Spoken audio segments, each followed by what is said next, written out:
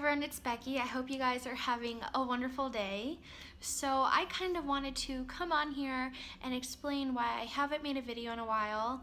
I posted a video on Monday, but it was actually pre-recorded a couple days in advance, and I haven't really done any filming this week, and I wanted to talk about why.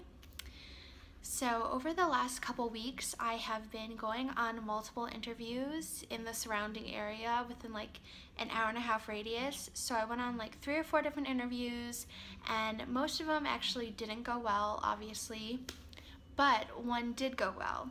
I had an interview in Lexington about a week and a half ago, and they said, okay, wait a week because we're still interviewing other people, and then we'll let you know how it goes.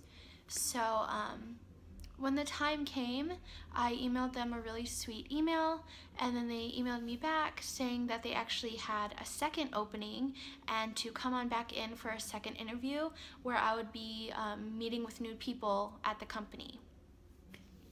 So I showed up this past Monday morning for a second interview, and as soon as I got there, they told me that they actually picked someone for that first position. They said I was great, but the other person was just more qualified, and it was nothing against me. But then they told me about a second position that was open, and they were figuring out what they wanted to do with it. And so what they did was they took multiple part-time jobs and created one full-time job for me. So I actually can't give you a job title for what my new position is going to be, but I got a job, and I immediately went home and cried, and I called my current employer and told them what was going on. But I finally have a full-time job, and some of you may not know this, but I've actually been applying for full-time jobs since February. I didn't graduate until May, but I was still applying and looking since February, and I got a handful of interviews during my last semester of college, but the timing was never right, or they found someone who's more qualified. And then this whole summer, so I graduated May 5th, and the whole summer I was secretly freaking out about finding a full-time job.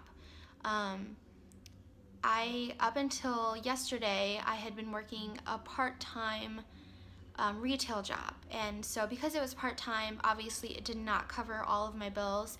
Actually, it only covered about half my bills, and so I was actually living off of the retail paychecks and then my savings. So I was acting as if I was using up my 3 to 6 months of emergency money, if you will. And so I was using all of my paycheck to pay for bills and then some for my savings.